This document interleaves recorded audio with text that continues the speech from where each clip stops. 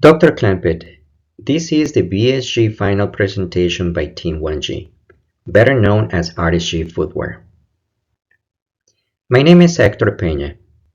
I'm a co-manager of RSG Footwear along with Cameron Malkamaki, George Lako, Hamira Rajab, and Sabrina Andrews. Our mission is to deliver top-notch athletic footwear and enhance athletic performance.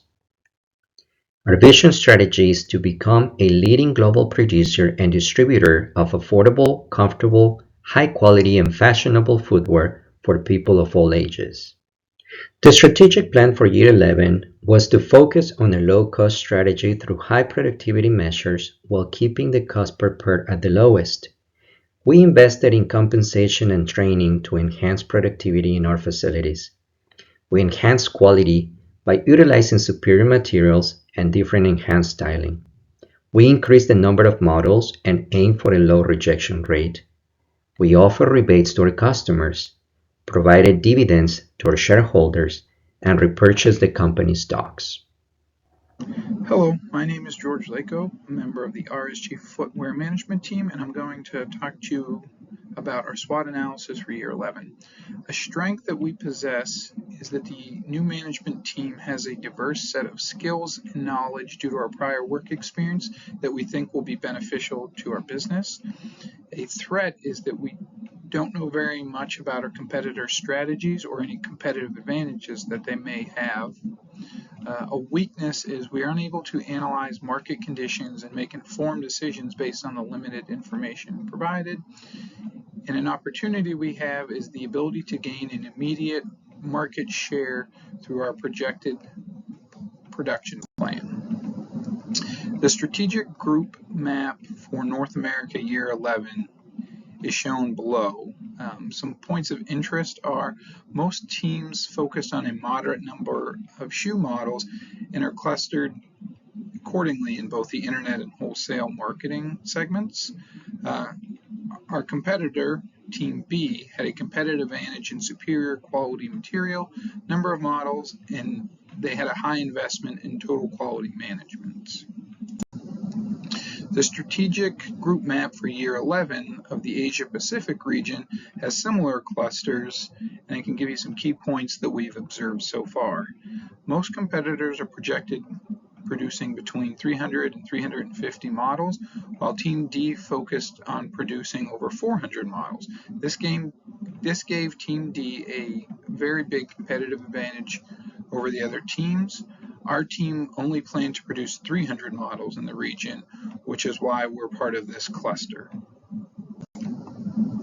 Our strategic plan for year 14 is to focus on a differentiation strategy through high utilization of superior material, to invest in long-term initiatives such as best practices into the use of superior material and the expectation of achieving a higher SQ rating, projected contributions to the corporate social responsibility initiatives in the field of energy. We want to issue a small dividend every year, and we're going to repurchase stock. Hi, my name is Cameron Malkamaki, and I will be taking over with the SWOT analysis of year 14. As far as strengths go, we have created a production facility in every region so far. We also have created a strong market share with our private label shoes that we produce. Weaknesses are that the production cost per pair of shoe is very high in both Latin America and Europe, Africa. We also have not been utilizing the Europe, Africa facility at all. A threat is the competitors developing strategies that have provided them a sustainable competitive advantage to this point. It has created a difficult environment for us to compete in so far.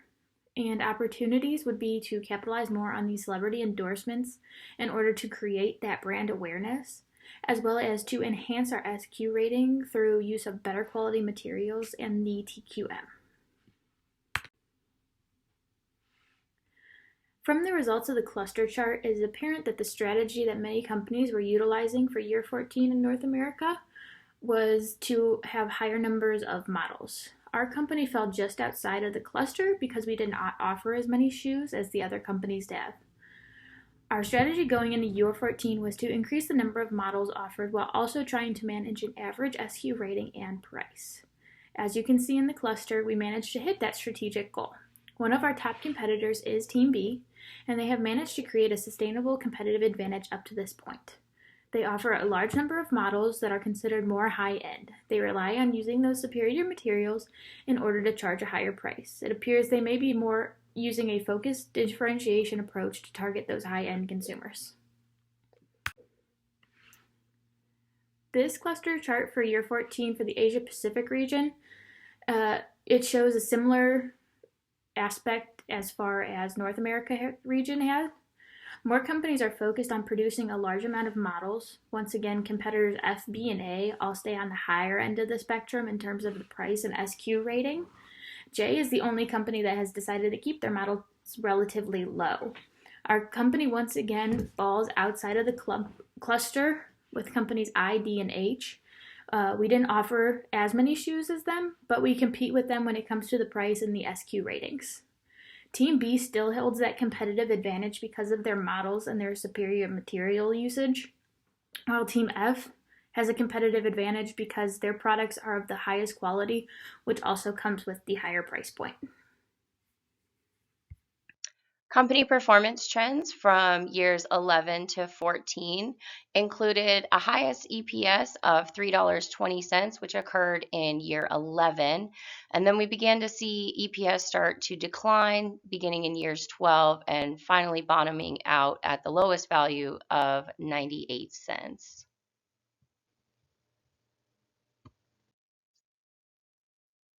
Here we have a graphical representation of our performance trends regarding net revenue years 11 through 14, which demonstrate those key points. And some potential reasons for the decline in the company's performance. We suspect that we overspent in search engine marketing. We exceeded our budget on employee compensation. There were some failures to allocate sufficient resources towards corporate social responsibility initiatives. In addition, we failed to meet the required standards in terms of product quality.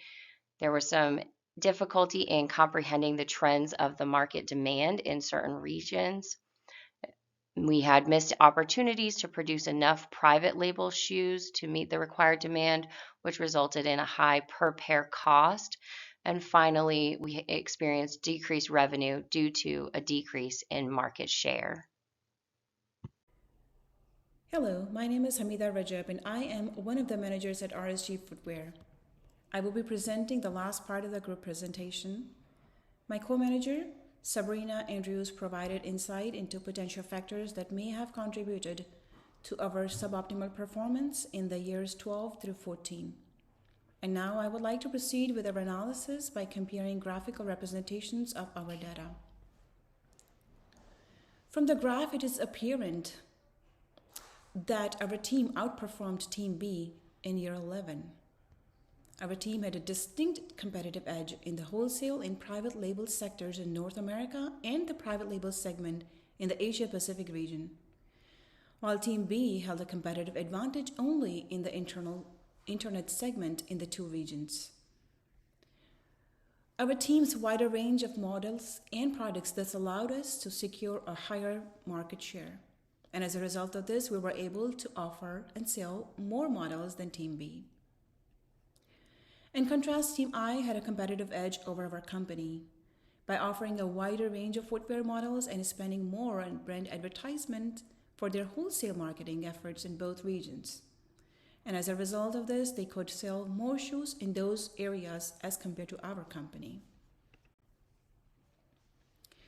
While our strategies were effective in year 11, we encountered obstacles in achieving our desired outcomes in the years 12 through 14. Let's now review the analysis for the year 14. The graph on the right-hand side showcases our underperformance in the year 14. Notably, we have observed a decline since the year 12, indicating a gradual deviation. And we have noticed significant errors made on our part after year 11.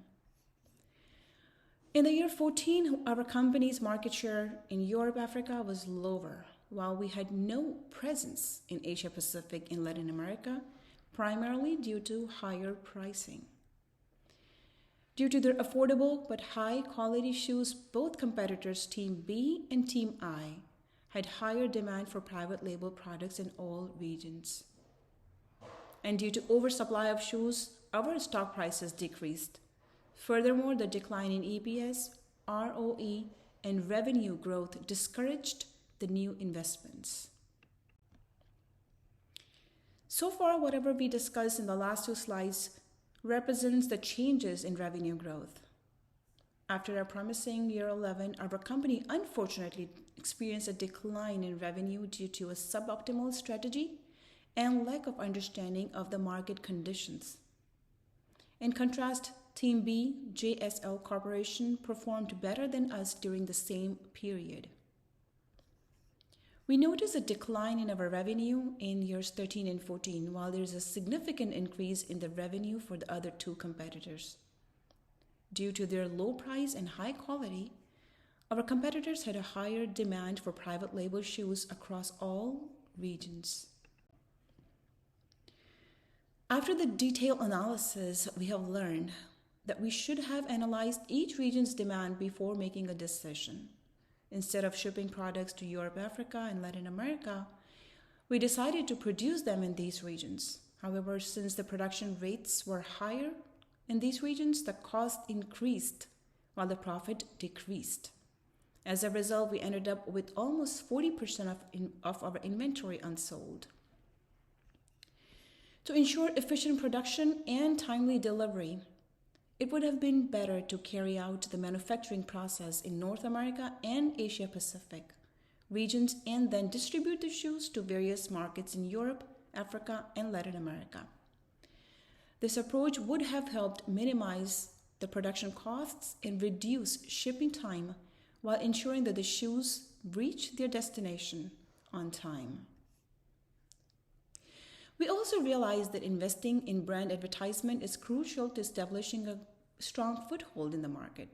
By investing in advertisements, we could have increased brand recognition and established a unique identity in the minds of our customers. By providing adequate resources and support to retailers, we would have created a more favorable environment for our products to be sold in. This in turn would have resulted in a significant increase in revenue for our business. In the end, I would like to thank you for listening to our presentation on behalf of all the managers at RSG Footwear.